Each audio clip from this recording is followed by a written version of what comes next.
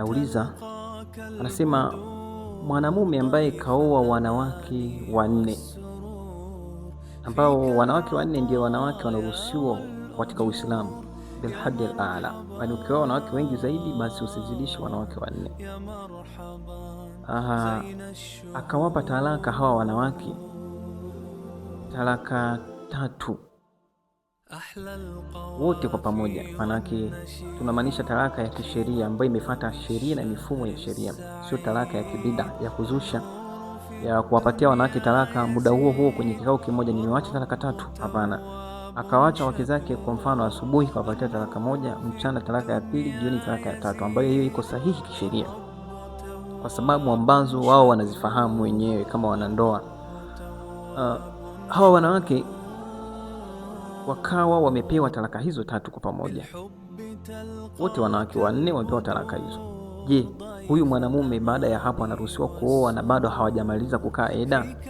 Jibu ni ndio, anaruhusiwa kuoa, kwa sababu hao kwa sasa sio wake zake tena, isipokuwa watakaa eda ili kutizamia hali ya fuko la uzazi, kama kuna chochote katika kiumbe cha huyu mwanamume, anamaanisha mtoto, ujauzito upo, kama upo. Kama hamna, baada ya miezi 3 wanataharika, wanaoga eda ya 3, hiyo hedhi ya 3. Baada ya hapo wanaruhusiwa kuolewa, na huyu mwanamume haruhusiwi kuwaoa hao wanawake mpaka waolewe sehemu nyingine, itokee hitilafu kwenye ndoa waachike, ndio anaruhusiwa kwenda kuchumbia katika hao wanawake na kuwaoa upya. Kwa hiyo kwa sasa sio wake zake, anaruhusiwa kuoa mwanamke mwingine au wanawake wengine pia. Lakini kama ikitokea amewapatia talaka raj'iyya, hii ni kwa faida sasa naongeza, amewapatia talaka raj'iyya, talaka ambayo wanaruhusiwa kuwarudia hawa wanawake, yaani kawapa talaka 1 au talaka 2, ambapo wanaweza kukaa eda miezi 3, itakapoisha ndio anakuwa sio wake zake tena.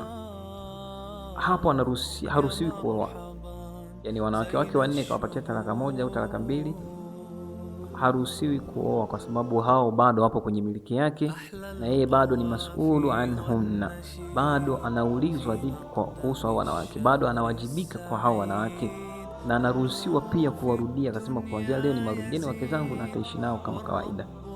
Kwa hiyo hapo hataruhusiwa kuongeza mwanamke mwingine wa 5, kwa sababu atakuwa ni mwanamke wa 5 ambaye ni haramu kwa wanawake 5 katika dini ya Uislamu. Hilo ndo limekaa kwa namna hiyo.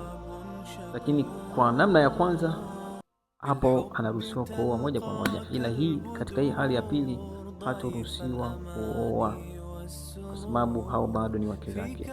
Shukran.